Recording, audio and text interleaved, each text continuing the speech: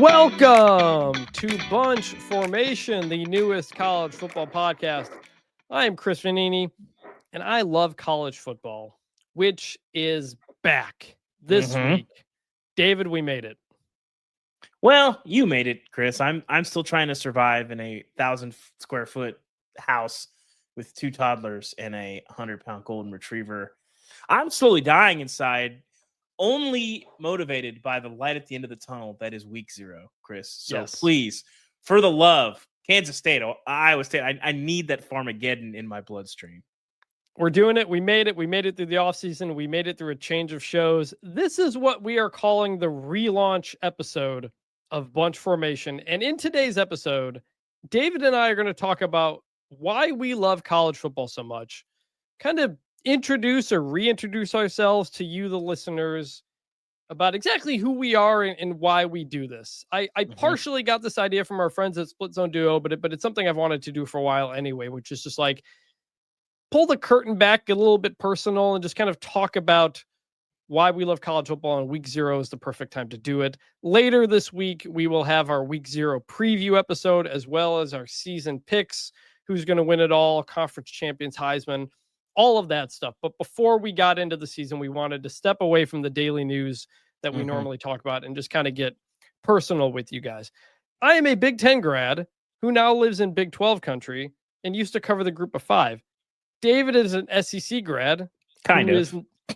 Now lives, currently was Big 12, now SEC grad, who is in the process of living in ACC country. For now.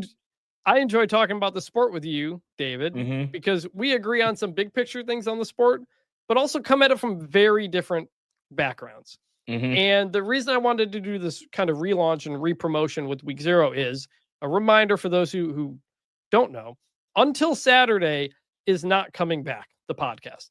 The Athletic, like the Big East, basically. Pretty much. The Athletic didn't want to continue the show, which was fine. But David and I wanted to keep doing this because we like interacting with the listeners and we just like talking to each other about college football. And this is a way to do it. We just put a camera and a microphone. Instead of texting you, I'm yelling at you, basically. Yes, that period between when Until Saturday ended and when we started this show, like Jordan Hudson happened. We missed Nico. We missed the Nico the stuff. Shador drop. There was so much stuff happening that like I think how many times did I text you, Chris? Like 10 times, like 2 months would be a nice time to have a pod, and now we do have one. So the next time that the most famous quarterback in college football falls out of the draft, 4 rounds, we'll have a place to talk about it. So I'm looking forward to it. This, for those who don't know, this is the 21st episode we've done of the show. A lot of people have been reaching out about Until Saturday with the season here to be like, hey, is the show coming back? It is not. This is the new show. It's separate from the Athletic. We're grateful for the people at Blue Wire who are kind of hosting us and were kind enough to let us continue this show with them. So shout out to Blue Wire Podcast. We're part of that network. And this show's numbers have been growing with every episode. Every last several episodes is the most listened to episode we've done because people are finding it. The season's here. And we love seeing that. We see the numbers. We're really glad more and more people are finding the show. Please let people know that this is a show they should check out if you like it. And if you do like it, please let us know on Bunch Formation, all the social medias, or bunchformationpod@gmail.com. And 5-star reviews. Every review on this podcast so far is a 5-star review. So we are very grateful for that. Knock on wood somewhere, Chris. Find some wood and knock on it. And every 5-star review we will read on the show, we have done and will do in the future. But this episode is just about college football and kind of our backgrounds in our history there. Dave, are you ready to do this? I'm excited. I've been looking forward to this. Let's do it. We can subhead this episode in Jerry Seinfeld voice. What's the deal with the guys on Bunch Formation? That's basically what the show is. And basically we wanted to let you know, how did we get here? Well, how did I get here? So, David. Yes. Why do you love college football?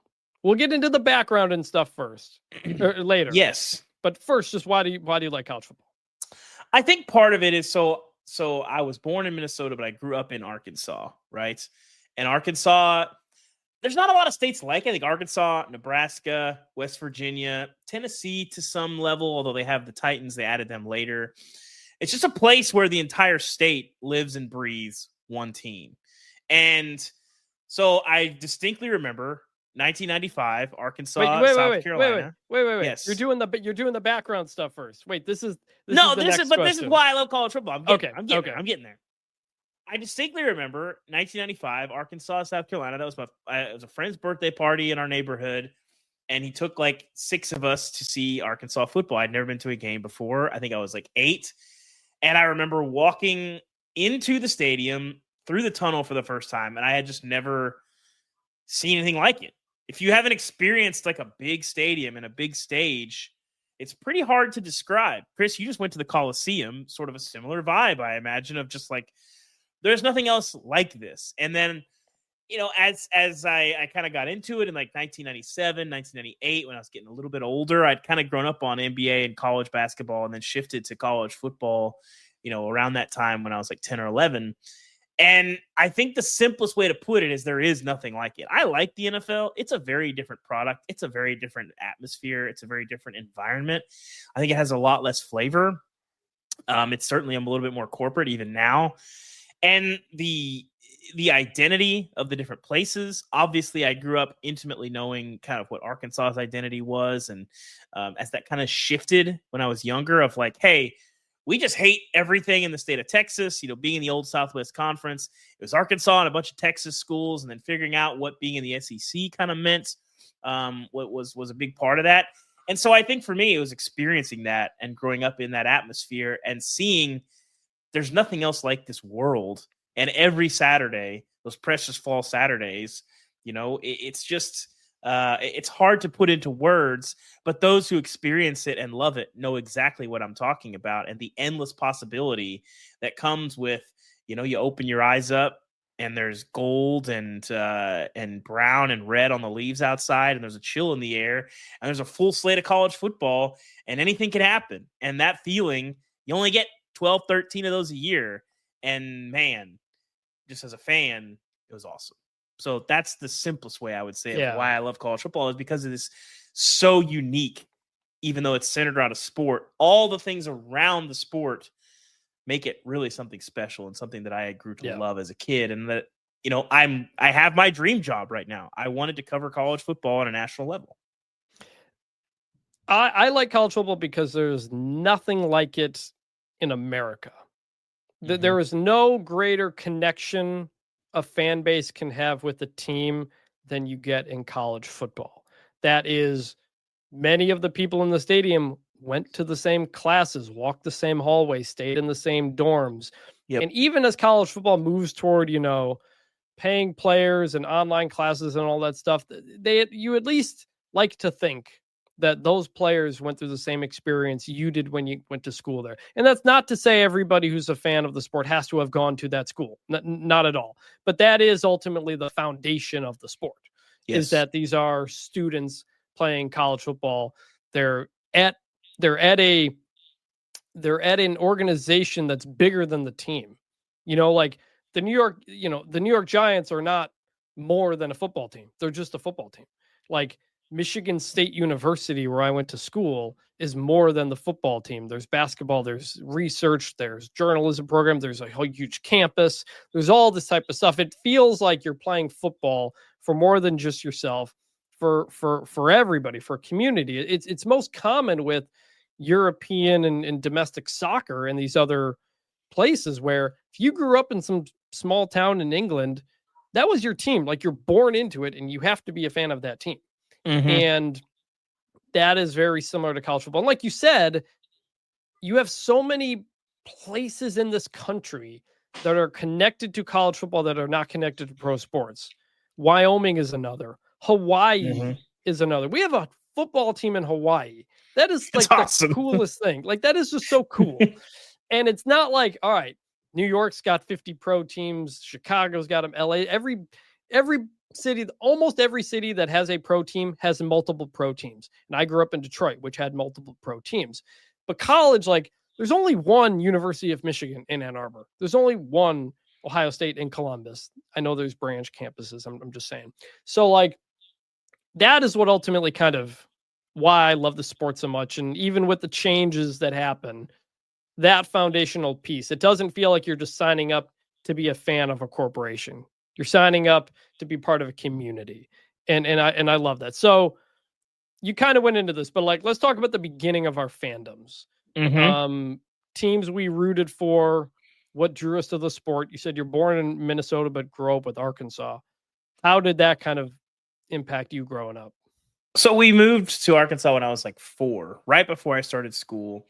And you just can't help it. Again, there's only one show in town, and it is the Razorbacks. It's the Hogs. I remember I was sitting down with Sam Pittman a couple years ago, and he had been an assistant in the past there, but I think he grew to gain a new understanding of it very quickly, of how much pride there is in the state and how much Arkansas and the Razorbacks is the only thing that matter in the state. Period. Yeah. There is no other factor. There's just not. And so, I'm living in Fayetteville, Springdale area, and you just can't not. I mean, it's college football on Saturdays. It's the one team that you kept. I grew up watching like Chris Chakuma, Clint Sterner, all these guys, Anthony Lucas. I was at the Arkansas-Tennessee game in 99, the revenge for the 98 game. From like 2000 to probably I left for college. I went to Mizzou in 2005. I probably went to like every home game. And I think like obviously when you want to do this as a career and you sort of have objectivity, pounded into you, you understand like as I'm leaving for college and I'm kind of figuring out and kind of going on this path, you kind of have to leave those things behind. And I don't know, that wasn't that hard of a concept for me in a lot of ways. But I think back to those times for me, like my Arkansas fandom is very much in those early 2000s, like late 90s. I don't like pretty much since I left for college, I haven't really embraced or engaged with the program in the same way, in part because I knew this is what I wanted to do. And you just really can't operate that way. But those times, I mean, that's, Arkansas basketball won a national championship when I was 7. That's like one of my first core memories as like a sports fan.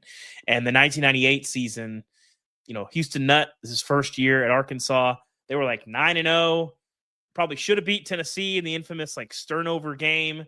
Like this is when you're 10, 11, 9, that you don't have any sense of the world. Like that's the only thing that matters. It's like, oh man, like this was like the worst thing that's ever happened to me. When they lose this game, or this is the best things that are happening when they win this game. And that period in your life, I think there's these teams that are just like crystallized. Like I'm telling you right now, if you quizzed me, I could basically tell you every single guy on that 94 Arkansas team, from obviously Corliss Williamson all the way down to John Inkskov, the original Club Trill back in the day. My guy, the Croatian sensation, Davor Rimac, those guys, like it's just a very pivotal time as a kid when you figure out what you love. And that period for me was pretty formational and foundational. Did you have a favorite? Chris? Did you have a favorite player at all in that period? Fred Talley was pretty up there. He was like a smaller running back. The Remember Some Guys segment is later, but I can remember a lot of guys these days. Fred Talley was up there. He's a diminutive running back who sort of went. Cedric Cobbs was like a beast. His shoulder like fell off, and he just basically kept on running and kept on going for them in that season. Some complicated feelings about Clint Sterner, but yeah, that's just a really formative time. And I think about those teams, and even though those teams feel a million miles away, those are the teams that made me love college football. I think everybody has that first team that you fall in love with. So mine's a little bit different. So I grew up in Detroit, like I mentioned, and I grew up playing ice hockey. So like in the mid to late 90s, I was just playing ice hockey, watching the Red Wings, and watching WWF, now WWE, pro wrestling.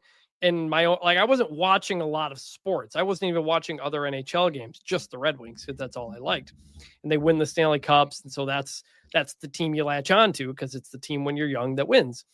I get to middle school, and I make kind of a new set of friends who watch other sports, and they don't watch WWF as much. So it was right in that period, like 2000, 2001.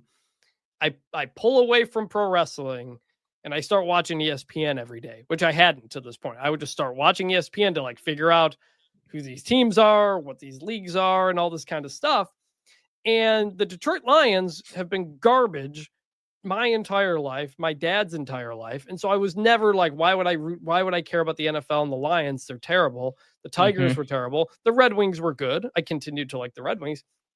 But then you had Michigan and Michigan State. And I have this faint memory in 1997 standing outside my childhood home for some reason and looking through the window and seeing Brian Greasy and Michigan celebrating the Rose Bowl in 97, 98 in the national championship. But I don't have any other like memories of that team or that year. It wasn't until late 2002 and then into 2003 when I was like, all right, Michigan football is my thing because they're good and they're nearby. I'm like 40 minutes away from Ann Arbor. My grandpa went there. And I'm thinking now I'm starting to think college, like I'd love to go to Michigan. So that 2003 Michigan team, and Braylon Edwards was the player that I latched onto. He was just incredible to watch those handful of years at Michigan. I think he won the Biletnikoff, just explosive wide receiver. I get the college football video game at that time as well, and throwing to him all the time. And so I'm starting to learn all these players who's on the team. They win the Big Ten in 2003. Beat Ohio State. They win the Big Ten again in 2004, lose to Ohio State. And so that's when my college football thing kind of started going. And so I'm a Michigan fan there through middle school and through high school. I wore a Michigan hat like every single day for years in high school. And so then it comes to going to college. And I want to go to Michigan. I've got good grades, and going to Michigan was like the driving force of like that period of my life. You and Connor Stallions both, yeah. Me and Connor Stallions both. I should have gone to the Navy. And I apply and I get deferred. I'm like, okay, let's wait a little bit longer. Just like later in the process. I'm still in high school at this point. But I apply to other schools. I visit Central Michigan. I go up to CMU. They give you free tickets. Are you sure this is not Connor Stallions? This is that's a good point. I'm not on the sideline, but it's Central Michigan, Akron, and Dan Lefevre's the quarterback. So I go to a game there. I visited a couple of schools. I got into Penn State, got into Indiana, got into Loyola Chicago, got a huge scholarship, pretty much full ride if I want to go to Central. And I got into Michigan State. And I went up to visit Michigan State. I was like, oh, this place is not what I thought it was, because when you grow up a Michigan fan, you think Michigan State are just these like garbage people who are just like, they're not, proper and the so highest achievers like the University of Michigan. And I go to Michigan State and I'm like, wow, this campus is beautiful. This feels like college. Like, cause when you go to Ann Arbor, it doesn't exactly, because there's like multiple campuses. They're kind of split up, and it's like in the town of Ann Arbor, which itself is a pretty good sized town. It's like, kind of Michigan State was interesting. Like I may consider that more than I thought. And I visited a second time at Michigan State, and I was like, man, I kind of really like it here. And we go to, my dad and I go to a hockey store, and they've got all the CCHA hockey jerseys, Michigan State, Ferris State, all of them. And I look at the Michigan State jersey, and I'm like, I kind of like this thing. And my dad goes, if you get into Michigan, do you actually want to go there? And I was like, I don't know, actually, because they don't have a journalism program either, which is what I'm wanting to go into. The Daily has produced a lot of good journalists, but yeah. Debatable. Actually, not many good ones at all. And so we get home from the hockey store, and I get a letter from Michigan, and they're like, we can defer you to second semester, I think it was. And I was like, nah, I'm going to Michigan State. Yeah, that would suck anyway. That would be such a weird fall if like all your friends from high school are going somewhere and you're just like sitting at home like, I'll see y'all in the spring. Like that would be, that'd be terrible. And I'm like, nah, I'm going to Michigan State. I'm like really excited about it. So then I start wearing Michigan State gear for like the second half of my senior year of high school, and everybody at school is like, Chris, what are you doing? Like you're a fake fan. You were a Michigan fan. You just switched to Michigan State, all these kinds of things. And so there was the Michigan fans who made fun of me there. So that was a weird period at the end of my senior year of high school. But I ended up going to Michigan State. Now, you didn't go to Arkansas. No. So I figured out at an embarrassing age that the NBA was probably not in my future.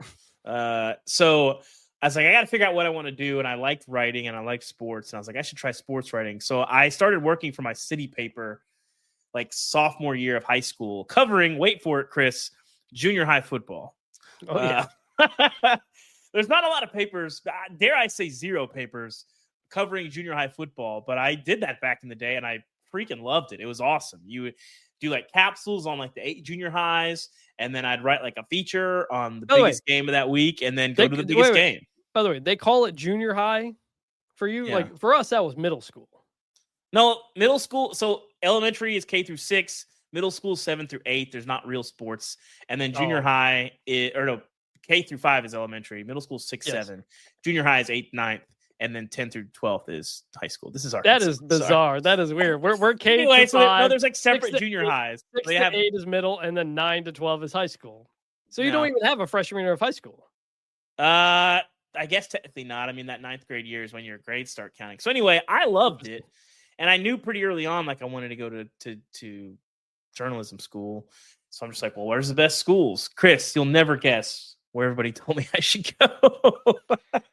They tell you to go to Michigan State University? No, they told me to go to the University of Missouri. And so, yeah, I was working for the paper, working for my high school paper, which, by the way, this is a good nugget these days that I tell people every now and then when we cross paths. But I covered Gus Malzahn's high school teams for my high school paper, which is really like, that the Mitch Mustaine era. Like, my high school had like 6 black people in it. And like basically all of us lived in the same subdivision. So like Damian Williams lived like 4 doors down from me. Just grew up in this weird kind of era, figured out I knew I wanted to do this. So I had that advantage going into college. Missouri, I mean, listen, there's a long list of journalism schools that would claim to be the best. Missouri's on that list. I kind of looked at Northwestern and Syracuse. It's too cold. Couldn't do it. I'm a warm weather guy. So Mizzou it was. Even that was a little bit too cold. And then, the rest is sort of history at that point. But mine was solely a journalism-based decision. So I knew I wanted to go somewhere that had like big time sports because I wanted to go to the games and still experience that and have that be a part of my college experience. And I certainly have like, ties to Missouri and like, went there and like loved my time there. But I don't think I ever really cared like on a deep level. Like I'll pay attention to what the team was doing and like, I'll have a group text with college friends and some of them care more than others. We all sort of still pay attention. But there's only like, I would say 2 or 3 like real Mizzou fans in my like, college friend group, I guess. So is noted Missouri alum Michael Porter Jr. in that group chat? He's not, but I will say he's a frequent topic of conversation. I will say there's been a lot of MPJ chatter the last couple of years in that group chat. I will say. So at the time, like Missouri, Arkansas, was that a thing at all? Because now there is no cross. This is why I make fun of the quote unquote battle line trophy, because those 2 fan bases, even though like 5 hours apart, could not care less about one another. There are no people from Northwest Arkansas. It's a large area. I mean, there's 250,000 people there. And I think at my entire freshman class, there was like 3 people at Mizzou that were from that area. And I only knew one of them. Like they don't really recruit the same areas of students or athletes. They don't ever play each other. Like there was some Norm Stewart, Nolan Richardson beef in like the early 90s, but like there's just they don't care about each other at all. So because they weren't in the same conference either. They were not. Again, I went to Missouri from 2005 to 2009. So this is Big 12 era. This is prime Brad Smith, Chase Daniel, Gary Pinkel, Mizzou. So I was there for like probably the proudest, era of football since the 60s, basically. Same. It was fun. I mean, it was fun. Quinn Snyder got fired my like freshman year, and then I guess did Mike Anderson come right after that? I think that's right. So do you have any memories of Arkansas in the Southwest Conference? No, because we didn't move to Arkansas until 1992, so they were already in the SEC. So that 95 game is my first real, like I hadn't ever like watched Arkansas football before. Again, it should be noted, no one else in my family cares about sports like at all. Like I tell people this. So my dad went to Iowa State for his undergrad, and he went to Iowa for his medical school. And his engagement in fandom is he will see in the paper the next day if the Cyclones won, and he'll text me be like, nice win for the boys. I'm like, yeah, man, that was like 24 hours ago. That is the extent of my dad's fandom. I mean, he was at all my stuff, but he would like bring a book and stuff. Like nobody in my family likes sports at all. My dad was a big sports guy. He still is, still yells at the television. He got me into sports, got me into hockey, got me into WWF, pro wrestling. And so when I went to Michigan State instead of Michigan, all of my family members like decided they hated Michigan, even though we'd grown up liking it. Like my dad and I went to Michigan Ball State. I want to say 04, 05. No, it might have been 06, the undefeated year. And Brady Hoke, the coach of Ball State, nearly upset Michigan in that game. A very, very close game. They should have tried to hire him. I bet that would be great. They do that later. I went to a year or two before Michigan, Iowa, and I sat in the front row when Drew Tate was playing there.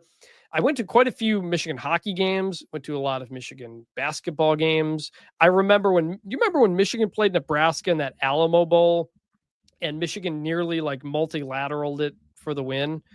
I watched that game from Michigan's basketball arena because they had played like Coppin State, I think, and something like that. So like I grew up going to I hadn't been to Michigan State until I went there for the spring game of my senior year of high school, which was Mark D'Antonio's first season.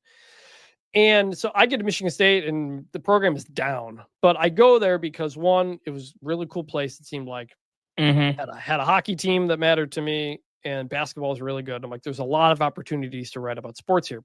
I didn't know until I got there that the State News is actually one of the best college newspapers in the country. And so I didn't get onto the paper till my sophomore year.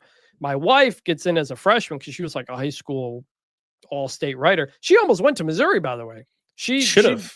She drove all, you probably would have been classmates with my wife. Yeah. You've never actually met in real life.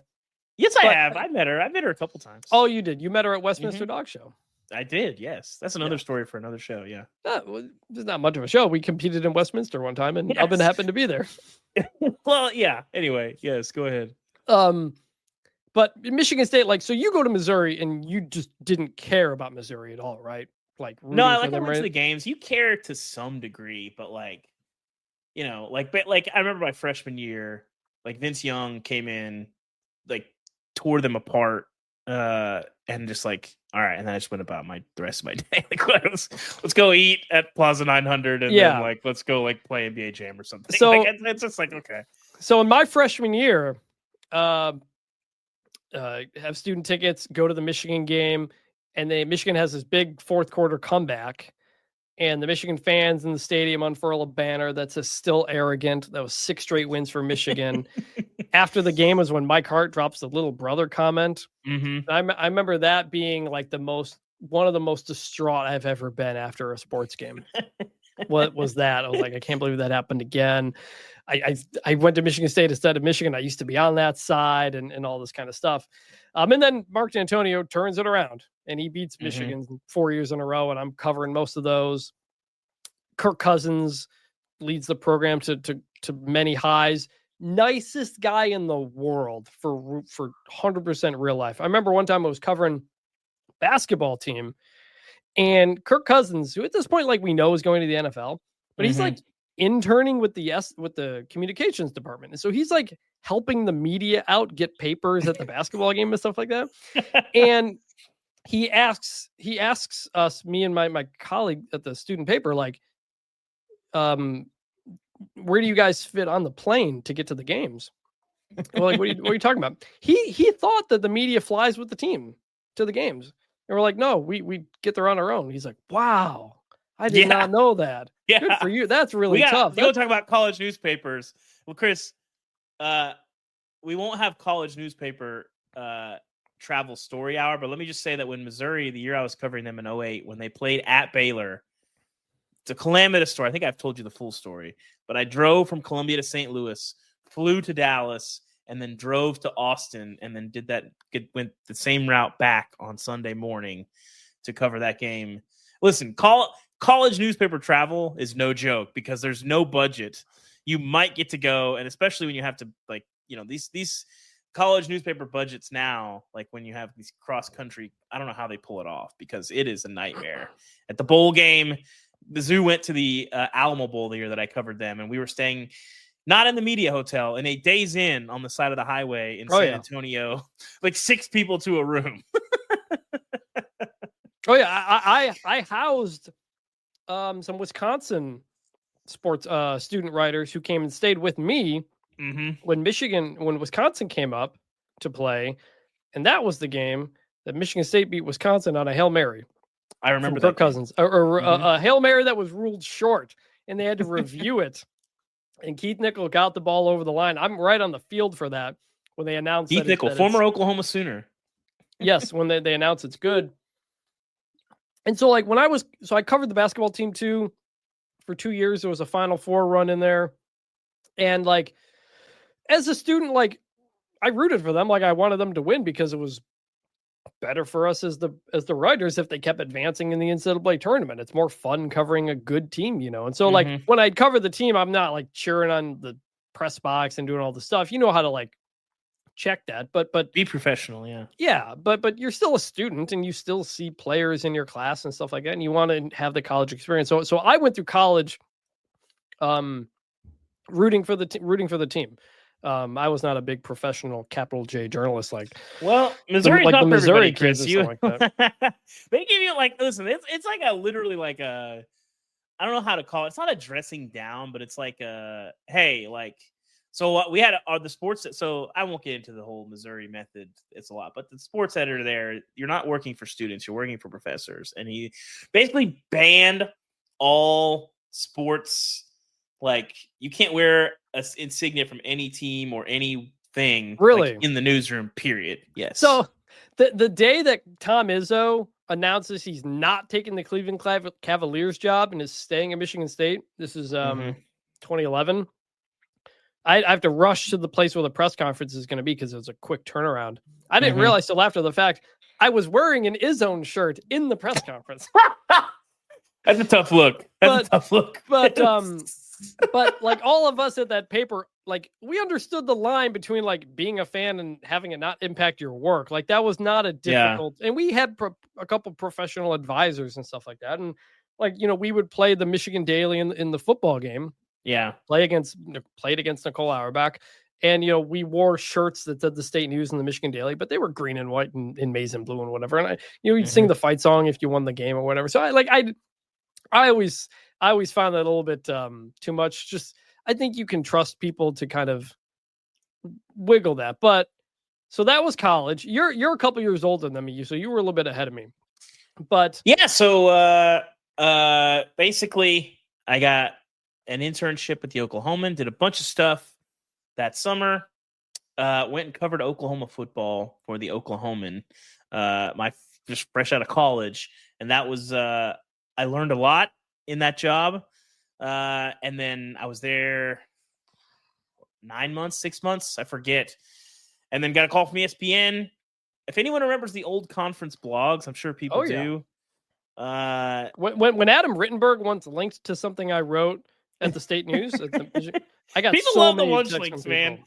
People still hit me about, hey, thanks for putting me in the lunch links in like 2011. It's like, yes, sure, man. I just needed something for the day. Like, I all right. It was just like, oh, that was interesting. I tried to get like the most like, things. And anyway, so worked at ESPN for 3.5 years doing the Big 12 blog. I don't recommend that job. Those blogs don't exist anymore. That was a tough You worked gig. at ESPN, dude. We'll get to what my career path was. I don't want to hear your complaining. Here's the thing. I recognize that it did a lot for me in my career. It was a tough gig. Anybody who did those blogs, you can talk to Rittenberg, you can talk to our girl Andrea Adelson, that whole crew, CeeLo, all those guys that I worked with. It's a tough gig. You basically during the off season, you're putting up like 5 and 10 things a day. During the season, it's closer to 10 to 15. And then especially in the leagues that we're covering, just like one, it's just me just doing the Big 12, one person. It's a whole thing. And then there's like travel mixed into that. It is a whole thing. It's a tough gig. Great job. Very glad I had it. But as far as the actual work, I don't recommend it. Anyway, after that, I worked for Fox for a couple of years doing columns and TV, which was really interesting. I still very vividly remember going on live television for the first time with very little prep and having a producer in my ear. And then I learned about a week earlier that Craig James was going to be on our show. That was an interesting experience. That's a good piece of lore there. Is that post Texas Tech?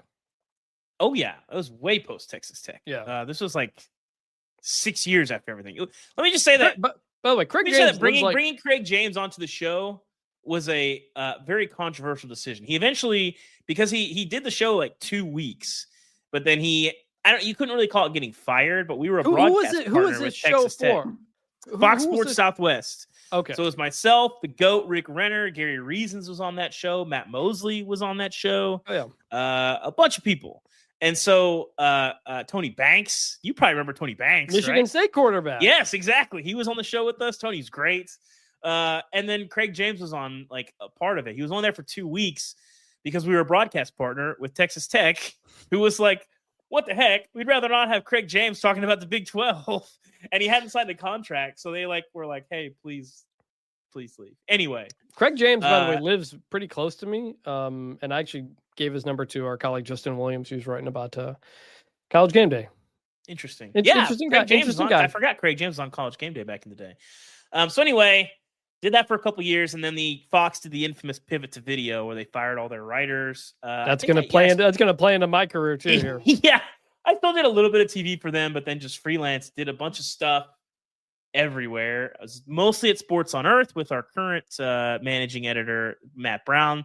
That was a great out. We did a lot of really good stuff at Sports on Earth, but like many media ventures in the 2010s, I had no idea how it made money. It didn't really make money. It didn't make financial sense, but the product itself was great. Joe Posnanski launched it. Will Leach was there. There was a bunch of really talented people. The content at Sports on Earth was fantastic. And so then at that point, The Athletic starts launching, had kind of had some conversations with Stu and them, and then freelance the first year in 2017, which was like 8 years ago, which is hard to believe, Chris, that was like going down. And then they launched the team networks in 2018. And my wife and I elected to jump on board with that. Well, I should say I'd worked at Dave Campbell's Texas Football also for like one off. You were still in Dallas at the time. I was still in Dallas at the time. My wife was finishing up seminary there. So I took a job with Dave Campbell's Texas Football. Great job. Loved that job. But The Athletic was just really, really attractive. A lot of things drew me to The Athletic. Elected to move across the country, cover Tennessee. Kind of across the country. I mean, it's a good chunk of the country, Chris. You almost in the same time zone. Almost, but 13 hours is a solid drive. So anyway, lived in Tennessee. We just left, obviously. So I covered Tennessee for 3 years, and then moved to national in 2021. Yeah. And we have just now moved to Charlotte for some work reasons, all that stuff. And so that's where we are now, Chris. This is going to be my 5th year being national, I think. And I don't know, I lose track of the time, but I'm loving it, doing the dream job. It's great. So, walk us through your path. I'm mostly familiar with it, but I don't know that I have all of the. I mean, I didn't have the pain of working for the Oklahoman at ESPN just out of college, like you apparently did. I Chris, didn't have. You could have had that pain if you'd gone to Missouri. This all could have been fixed.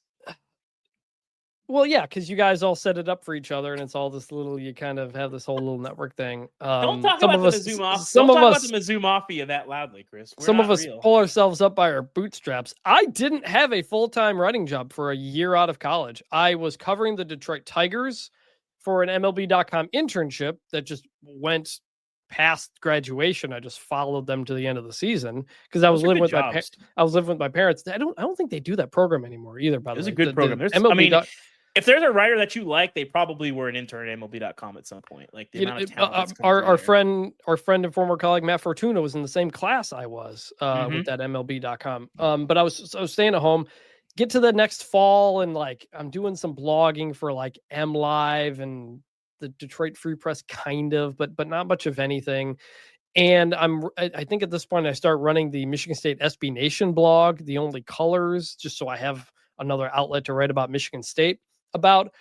But I need to start kind of working and making some money somewhere. So I start working at a sporting goods store, Dunham's Sports.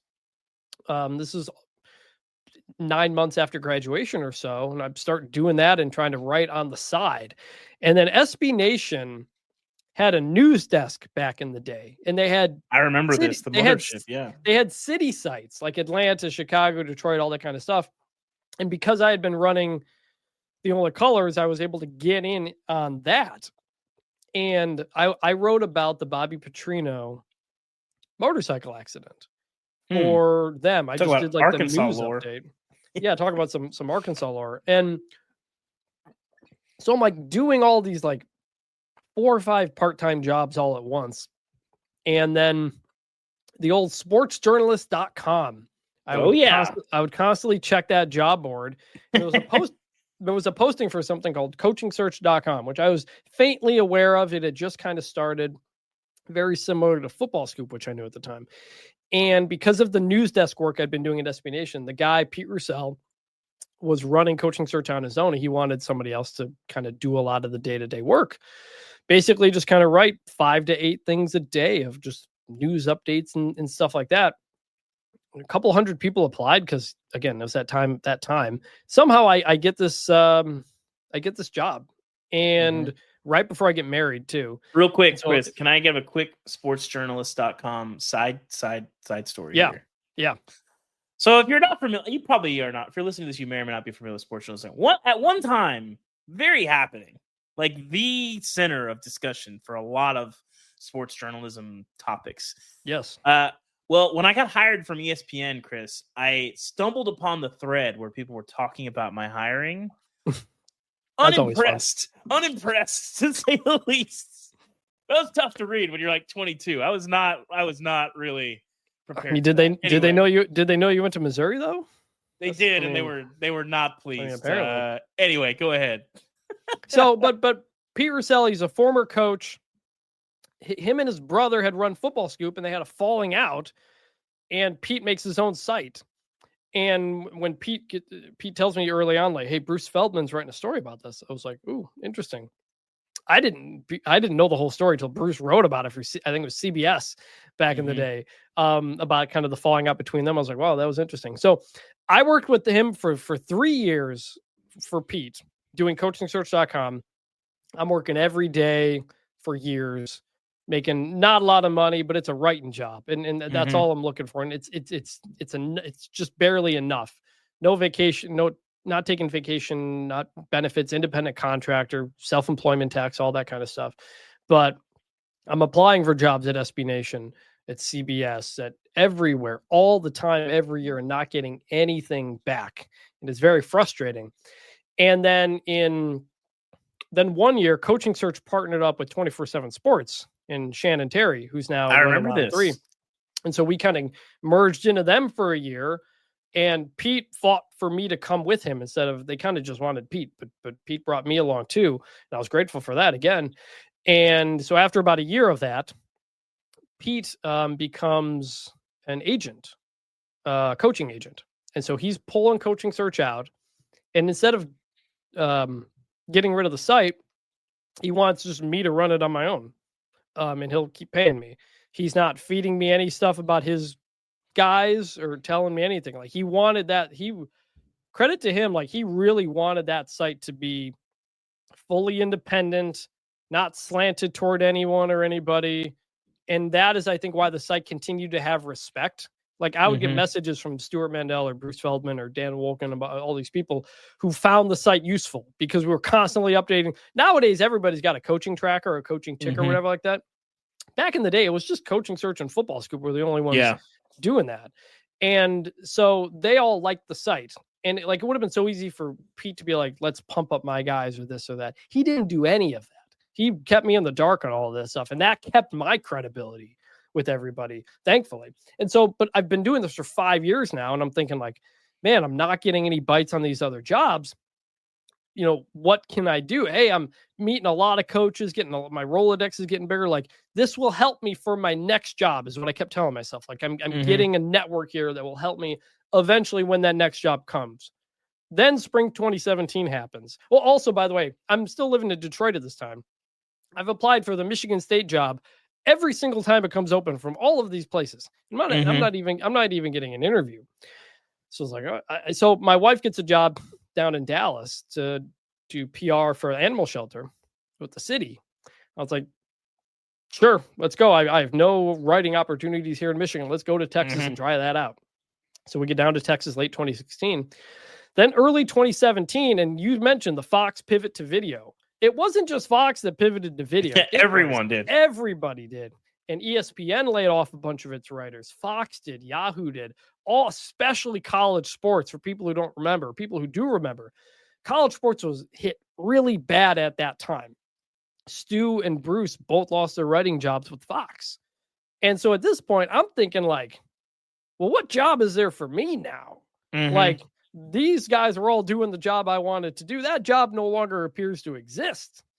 And I reach out to Stu, because we had talked a couple of times. And I was like, hey, man, just kind of want to know if you have any like career advice, kind of at this time. And he says, I'm going on vacation, but I'll reach out when I come back. I go, okay. Couple weeks later, he reaches out and goes, hey, I know you were interested in some career advice, but I might have a job for you.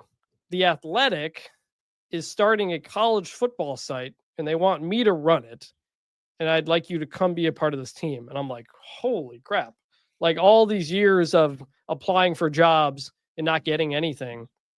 And he offers me this job. And at the exact same time, actually, I did hear back from CBS for one of their blogger jobs at the time. But the guy who was running it at the time, Adam Silverstein, who's now my podcast partner on my pro wrestling podcast, Getting Over, he was like, you should take that Athletic job. That's a better job. I think it's going to be a good thing. And so Stu brings me on to cover the Group of Five. He was like, I think there's an audience here that is really untapped that people aren't covering.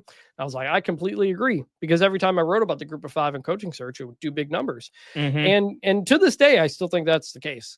And so I come on that first team. It's me, Stu, Nicole Auerbach, Max Olson, Jason Kersey, Chantel Jennings, Matt Fortuna, Dan Uthman. I think that was everybody. I think that's everybody. Yeah. Apologies if you forgot that, but there were six of us, and 6 of us plus Stu. We each had 5 to a Power 5 conference, and then me on the Group of 5. And then we eventually added you as a freelancer. So that's 8 years, and I'm still here 8 years later. Loving it. I got very lucky in my career. And that's the one thing I say to young writers all the time, or people who ask about like career advice. It's like, one, you got to kind of do something that's different. And that's what Coaching Search was. That's how all these, I only have a job because Stu found the work I was doing here because it was different and he liked it. And then you got to get lucky. Like we all know you've been laid off. Everybody in this business has been laid off at some point. You got to just be right place at right time. And I was, and I'm forever grateful to Stu and the Athletic for that. So that's my path to where I am here now. But like along the way, has fandom, like, how do you approach fandom in terms of like how you do work?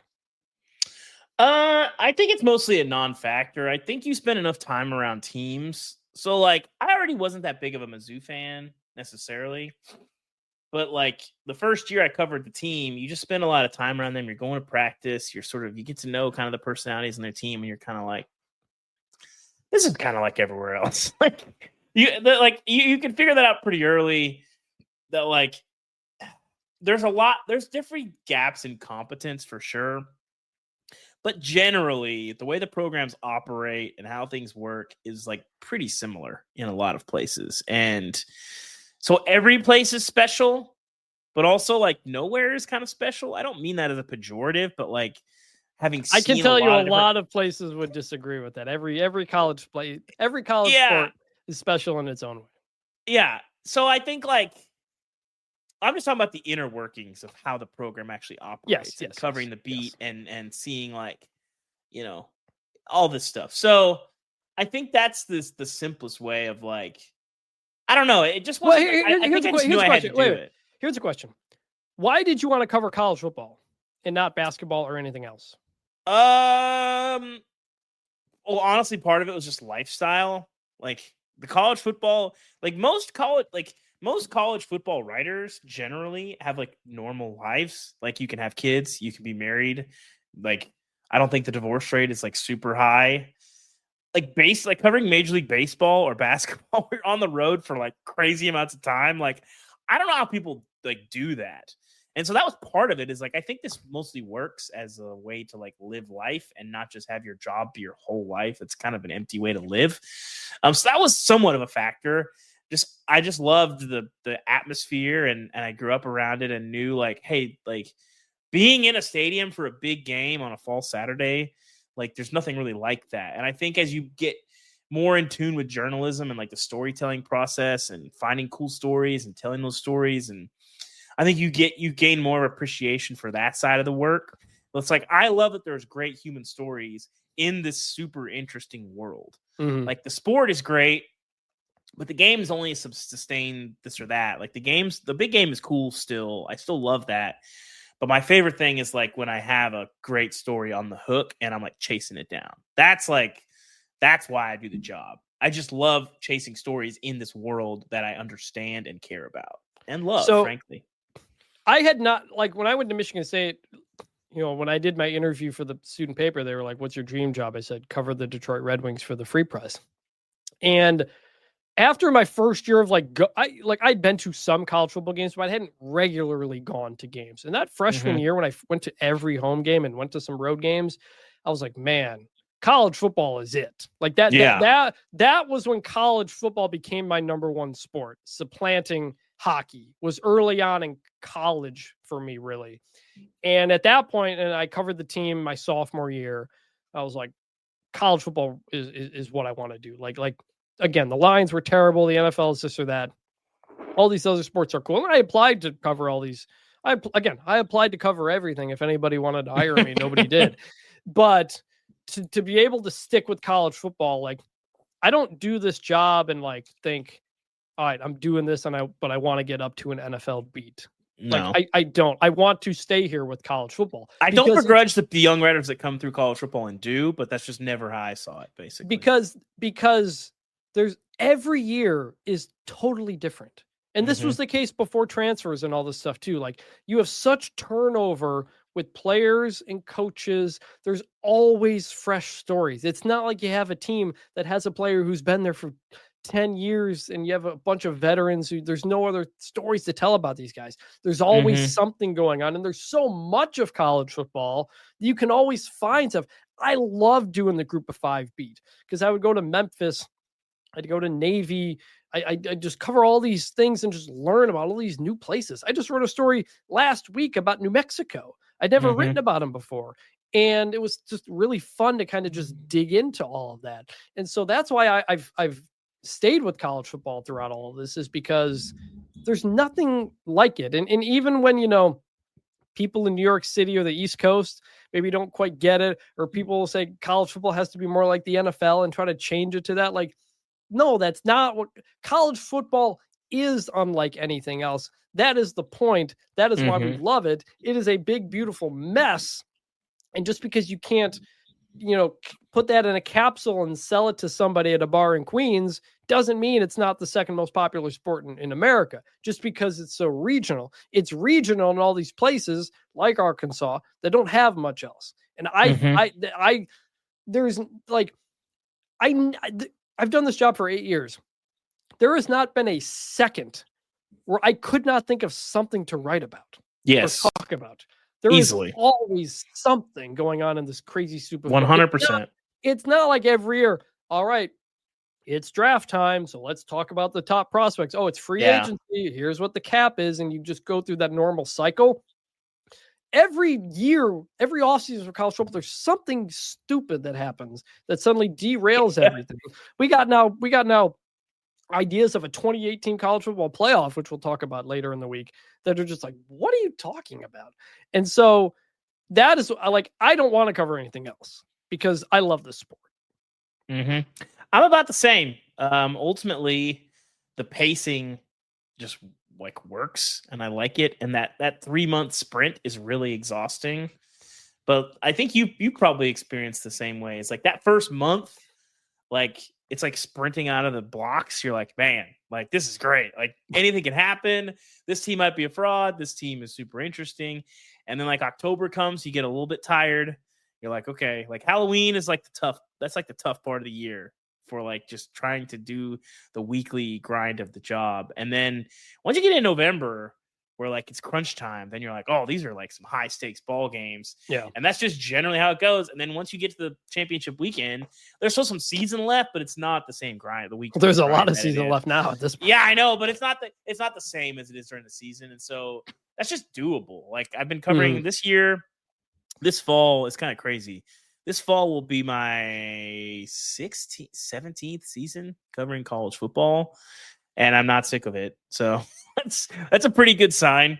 No. And I think you've experienced this as well. Like just in general, working at the Athletics been the best job I've ever had. We have a lot of freedom to do really weird, fun stories, and I'm looking forward to doing a bunch of those this fall, talking about them on the pod. And the sport has changed so fast.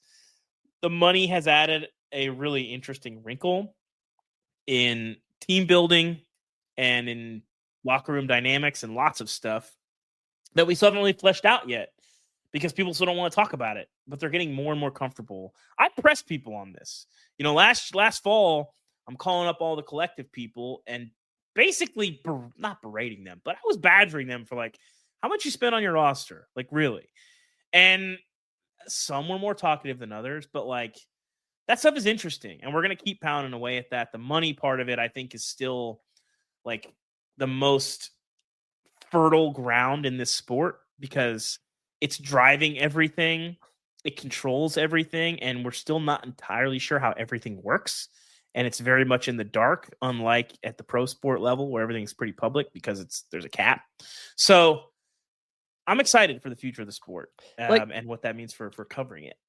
That stuff is interesting in the offseason, but like for all the changes and all the negativity that keeps coming around college football the last couple of years, like nothing compares to that Saturday kickoff. And we still have that feeling. And that is ultimately the feeling that nobody wants to go away. That's what we have to keep. That's why we decided to cover college football as our jobs, as what drew it to us as a sport. When I was a kid, the Lions were terrible and you're just playing in a domed stadium. To go to Michigan Stadium or to Spartan Stadium and to just experience this whole other world is nothing else like that in America. And that is why we love college football. That is why we think it's our favorite sport. It's the number 2 sport in America by pretty much every metric. You know how many people go to college football games on Saturdays and the number of stadiums it's a lot that fit more than 100,000 people? It's really crazy. If you explain that to people anywhere else in the world, you mean these are like students at university and you put 100,000 people? Yeah, because it's not just about the name on the back for that period of time. It's about the community. It's about the experience. It's about the traditions. It's about the songs. It's about the memories. It's about more than 150 years of history for the sport. College football is so much older than the NFL. And I love that. I love that the Rose Bowl has been along for so long. Like NFL history is like not that great, especially pre-Super Bowl, which is not that long ago. Every NFL team that comes out with a throwback jersey, it's terrible. Yeah. But every college football team that comes up with a throwback jersey, it's beautiful. That's because that's what college football really is all about. Anything else you wanted to touch on here as we kind of wrap this episode up? No, it's almost time to remember some guys, but I think in general, if there's any mailbag questions or anybody have any questions for us, I think it's a good jumping off point. I think I've alluded to some of these things in the past, but I think it's a good idea to like, the whole point of podcasts is like, hey, a connection with the people that you're listening to. And that's kind of, what our deal is at this point. And when you're reporting and writing, you're not going to be part of the story, but I think in podcasting, you have to be. And so this was fun. One of the, life by the will way, take you some weird places. One of the reasons we also wanted to restart a new show is because when David and I were in Atlanta for the championship game this year, we got stopped by several people multiple times Said, hey, until Saturday, love the show. We were both like, whoa, that's cool. Nobody ever stops us, rarely gets stopped to say, like, nice story, you know? And Not very so often. that's why we wanted to keep this whole thing going. We've been having a lot of great times doing bunch formation. We hope everybody will be along for the ride for the season. It's going to be a lot of fun. But before we get out, we have to do that segment called Remember Some Guys. What's better than this? Guys being dudes. This is the segment where we each name an old college football player and we go, hey, remember that guy? And we did a lot of that actually on this episode, but normally it's just something we save for the end of the show. And I have a follow-up from the last episode. I did Illinois quarterback Kirk Kittner, who was a quarterback when I started to get into college football. I got a message from my brother-in-law, Sean, who actually just recently moved to Champaign. And he mentioned to me that he lives just a few minutes away from a custard shop that Kirk Kittner partly owns. That is apparently really good. I looked this up. Jarling's Custard Cup, I believe, is the place. It looked like a bunch of former Illinois coaches and players like banded together to buy it when it was going out of business or something like that. So interesting. Again, a college community, man. Like you're not going to legitimately. You're not going to see that many other places. But the player I'm going with here for my Remember Some Guys is John Navarre. He was the quarterback at Michigan. As I got into college football, he was a quarterback on that 2003 team. Threw it to Braylon Edwards a lot. One of the guys you pretended you were when you were a kid, throwing the ball and doing all this stuff. To me, John Navarre was like an amazing quarterback. And I think he became like a 6th round pick and didn't do much of anything. But like you said, when you're younger and you're at that world, like that's the biggest thing in the world to you, like to be the quarterback at Michigan. So shout out John Navarre. Well, fittingly, Chris, my Remember Some Guy today is the great Juice Williams. And for one, just an extremely fun player. Yeah, by the way, Juice Williams, Illinois quarterback. Oh, yeah. We got a lot of Illinois 2000s. love on this show. Illinois coming up in the world. Luke Altmaier, Britt Bielema. Hey, listen, they're getting after it. But the very first game I covered as I guess technically professional. I was working for the college paper. But the very first game I covered as a credentialed member of the media was a Juice Williams game. Missouri, Illinois in 2008. Banger of a game, quite frankly. Pretty back and forth. It was a good game.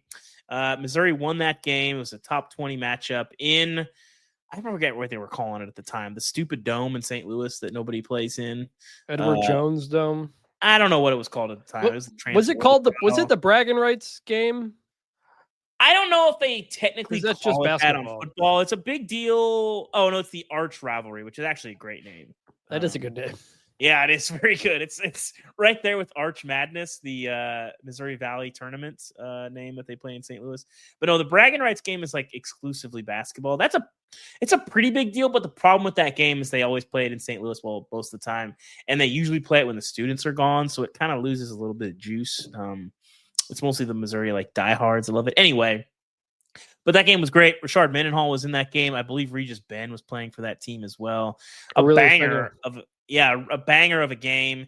Sort of forecasted that Mizzou was going to be doing some stuff that year. So I know Juice Williams and the game you're covering, so it's like sentimental to you, but it's Juice Williams. We have to talk about the year prior when he went to Ohio Stadium and knocked off #1 Ohio State.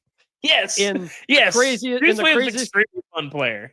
in the craziest college football season of our lifetimes, 2007. Like that was the year that like solidified it for everybody. That Illinois team went to the Rose Bowl before coming to play Missouri the next year. So Juice Williams, man, he was fun. Big dude who could run. Ohio State could not wrap him up. That was a period where if you were a quarterback who could run at all, nobody in the Big Ten could stop you. They had no idea what they're doing. That's the thing. Like, again, you and me coming from different backgrounds. I'm coming from 3 yards and a cloud of dust Big Ten football, where the first dual threat quarterback, like ended Lloyd Carr's career essentially when he was there. So you come at it from a little bit of a different background. So David will often hate on Big Ten offenses. And I just say, you got to understand the context of like what we grew up with and kind of what is considered a good offense. Joe Tiller. Joe Tiller comes in, decides to throw the football. Nobody knows what to do. Well, And novel concept. Suddenly Drew Brees and Purdue are going to a Rose Bowl. So, By the way, Juice Williams in that game, 451 yards, 5 touchdowns in a loss. Shout out to Nick Foles. Yeah. that's a Missouri game. Yeah, that was the arch rivalry in 2008. The first game Yeah. I covered as a credentialed member of college football media. Yeah. John Navarre, Juice Williams, 2 great Big Ten quarterbacks. We remember you. Listeners, if you want to submit anybody to remember, send that to bunchformationpod@gmail.com. We got a reply. There was a Spotify comment from a listener about the whole Joe Webb Minnesota Vikings thing that you explained. Oh, I got to go read this. I haven't seen on it. the last episode. So, yeah, a lot of people learning about that as well. So, guys, college football is here. Week 0 is here. I cannot wait to go through the season with David Ubben, with you guys, the listeners, with you guys, the viewers, if you're watching on YouTube as well. Please like and subscribe and do all that stuff. Trying to grow the show. Again, we're doing this on our own. We're not being paid by The Athletic to do this. So anything you can do helps in terms of just liking, subscribing, 5-star reviews, ratings. We'll read them on the show. Please let us know what you think. We got a message a couple weeks ago that the levels weren't great and some of us were talking too loud. I've tried to fix that. So if there's anything you guys feel about the show, good or bad, please let us know either on social media or on bunchformationpod@gmail.com. We will be back later in the week to talk about week 0, to talk about our predictions for the college football season 2025. I cannot wait. He cannot wait. He is David Ubben. I'm Chris Vannini. Thank you for watching, for listening. We will see you all season and later in the week. And keep the turnover chain in storage for a little bit. I don't have room for it in this house.